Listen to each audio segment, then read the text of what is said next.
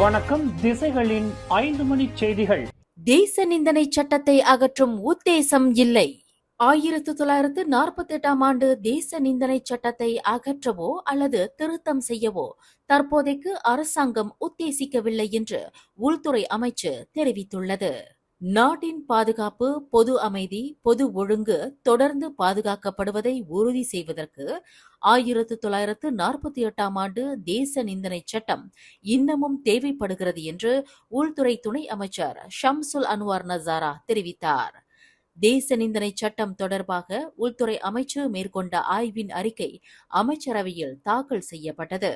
அந்த ஆய்வறிக்கையை அடிப்படையாக கொண்டு மீள் ஆய்வு செய்ததில் நாட்டின் பாதுகாப்பு மற்றும் பொது அமைதியை நிலைநிறுத்தவும் பொது ஒழுங்கை கட்டிக்காக்கவும் தேச நிந்தனை சட்டம் அவசியமான ஒன்றாகவே கருதப்படுகிறது என்று முடிவு செய்துள்ளதாக Pakatan Harapan Banda Kuching MP kelvin கேள்விக்கு பதிலளிக்கையில் துணை அமைச்சர் ஷம்சுல் அன்வார் மேற்கண்டவாறு கூறினார். அந்நிய தொழிலாளர்களை வரவழைக்கும் கோட்டா முறை விண்ணப்பத்தில் பொய்யான தகவல்களை வழங்கி மோசடி செய்தது தொடர்பில் நிறுவனம் ஒன்றின் மற்றொரு இயக்குநரை மலேசிய ஊழல் தடுப்பு ஆணையம் கைது செய்துள்ளது. 11 லட்சம் வெள்ளி பெறுமானமுள்ள அந்நிய தொழிலாளர்கள் சம்பந்தப்பட்ட கோட்டா முறைக்கு மனிதவள அமைச்சின் அங்கீகாரத்தை பெறுவதற்கு பொய்யான தகவல்கள் மற்றும் ஆவணங்களை அந்த நிறுவனம் சமர்ப்பித்துள்ளதாக கூறப்படுகிறது. விசாரணைக்கு ஏதுவாக அந்த பெண் இயக்குநர் தடுத்து வைக்கப்படுவதற்கு இன்று ஷா அலாம் மஜிஸ்ட்ரேட் நீதிமன்றத்தில் நிறுத்தப்பட்டு தடுப்பு ஆணையை SPRM பெற்றுள்ளது. அரசாங்க பொது பல்கலைக்கழகத்தைச் சேர்ந்த மாணவன் ஒருவன் சுயமாக தயாரித்த ஆபாச படத்தை சமூக வலைதளங்களில் விற்பனை செய்தது தொடர்பில் மலேசிய தொடர்புத்துறை பல்லூடக ஆணையமான MCMC தீவிரமாக விசாரணை செய்து வருகிறது. இந்த ஒழுக்கக்கேடான செயல் தொடர்பில் அந்த மாணவனின் காதலி என்று நம்பப்படும் தனியார் பல்கலைக்கழகத்தைச் சேர்ந்த பெண் ஒருவரிடம் விசாரணை நடத்தப்பட்டுள்ளதாக அந்த ஆணையம் வெளியிட்டுள்ள ஓர் அறிக்கையில் தெரிவித்துள்ளது.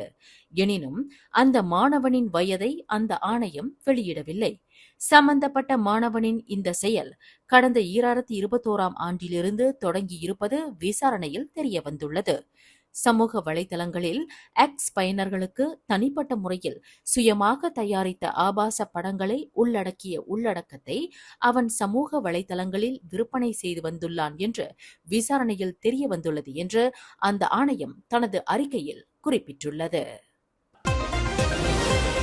தற்போது வடகிழக்கு பருவமழை தொடங்கியுள்ள வேளையில் நாட்டில் 883 தொடக்க மற்றும் இடைநிலை பள்ளிகள் வெள்ள இடர்களுக்கு உரிய பள்ளிகளாக அடையாளம் காணப்பட்டுள்ளதாக கல்வி தலைமை இயக்குநர் அஸ்மான் அட்னான் தெரிவித்தார்.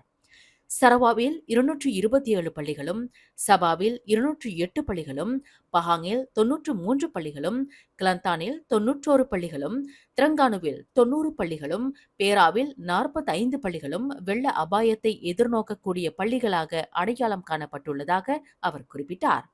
அதேவேளையில் ஸ்லாங்கூர் மாநிலத்தில் 42 பள்ளிகளும், கெடாவில் 23 பள்ளிகளும், கோலாலம்பூரில் 19 பள்ளிகளும், ஜொஹோரில் 19 பள்ளிகளும், பினாங்கில் 15 பள்ளிகளும், நெகிரி செம்பிலானில் 10 பள்ளிகளும், மலாக்காவில் 1 பள்ளியும் வெள்ள இடர்களுக்கு உரிய பள்ளிகளாக வகைப்படுத்தப்பட்டுள்ளதாக அஸ்மான் அட்னான் குறிப்பிட்டார். SPM, STPM தேர்வுகள் நெருங்கிக் கொண்டிருக்கும் வேளையில் தேர்வு எழுதும் மாணவர்கள் வெள்ளத்தினால் எவ்வித பாதிப்பையும் எதிர்கொள்ளாமல் இருக்க முன்னேற்பாடுகள் செய்யப்பட்டு வருவதாக அவர் தெரிவித்தார். வடக்கு தெற்கு நெடுஞ்சாலையின் 79.9வது கிலோமீட்டரில் பத்துபாட்டிற்கு அருகில் இன்று அதிகாலை 1:59 மணியளவில் நிகழ்ந்த சாலை விபத்தில் லோரி ஓட்டுநர் உயிர் இழந்தார். அவர் செலுத்திய லாரி வேக கட்டுப்பாட்டை இழந்து 40 டன் எடை கொண்ட ஹீனோ ரக ட்ரெய்லர் லாரியின் பின்புறம் மோதி விபத்துக்குள்ளானது.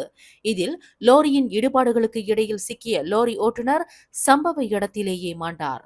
28 வயதுடைய அந்த லாரி ஓட்டுநரின் உடலை இடிபாடுகளில் இருந்து மீட்பதற்கு தீயணைப்பு மீட்பு படையினர் உதவி நாடப்பட்டது. ருங்காம் மற்றும் ஆயிர் ஈத்தாம் ஆகிய நிலையங்களிலிருந்து விரைந்த தீயணைப்பு மீட்பு படையினர் பிரத்யேக சாதனங்களை பயன்படுத்தி ஓட்டுநரின் உடலை இடிபாடுகளிலிருந்து மீட்டனர். காஜாங் செமினி பண்டா டெக்னாலஜி பண்டாரில் உள்ள உணவு தயாரிப்பு தொழிற்சாலையின் 3 வளாக கட்டடங்கள் இன்று தீக்கிரையானது. இத்தீச்சம்பவம் தொடர்பில் காலை 10:44 மணியளவில் அவசர அழைப்பை தீயணைப்பு மீட்புப் படையினர் பெற்றதாக ஸ்லாங்கூர் மாநில இயக்குனர் அமட் முக்லிஸ் முக்தார் தெரிவித்தார். காஜாங், செமினி, பண்டார் துன் ஹுசேன் ஆன், ஸ்ரீகம்பாங்கன் மற்றும் புட்டாலிங் ஜெயா ஆகிய நிலையங்களிலிருந்து விரைந்த 5 தீயணைப்பு வண்டிகள் மற்றும் 27 வீரர்கள் கொழுந்துவிட்டு எரிந்த தீயை கட்டுப்படுத்த சுமார் 1 மணி நேரம் கடுமையாக போராடியதாக அமட் முக்லிஸ் குறிப்பிட்டார். 3 கட்டட வளாகங்களில் முதலாவது கட்டடம் 100 விழுக்காடு அழிந்த நிலையில், இரண்டாவது கட்டடம் 20 விழுக்காடு அளவிலும், மூன்றாவது கட்டடம் 30 விழுக்காடு அளவிலும் சேதமுற்றதாக அவர் தெரிவித்தார். நாலாபுறமும் சூழ்ந்த தீ காலை 11:45 மணிக்கு முழுமையாக கட்டுப்படுத்தப்பட்டது. இதில் அதிர்ஷ்டவசமாக உயிருடர் சேதம் நிகழவில்லை என்று அவர் குறிப்பிட்டார். தன்னிடம் நீச்சல் கற்றுக்கொள்ள வந்த 5 வயது சிறுவனிடம் பாலியல் சேட்டை புரிந்ததாக நீச்சல் பயிற்றுனர் ஒருவர் கோலாலம்பூர் செஷன்ஸ் நீதிமன்றத்தில் இன்று குற்றம் சாட்டப்பட்டார்.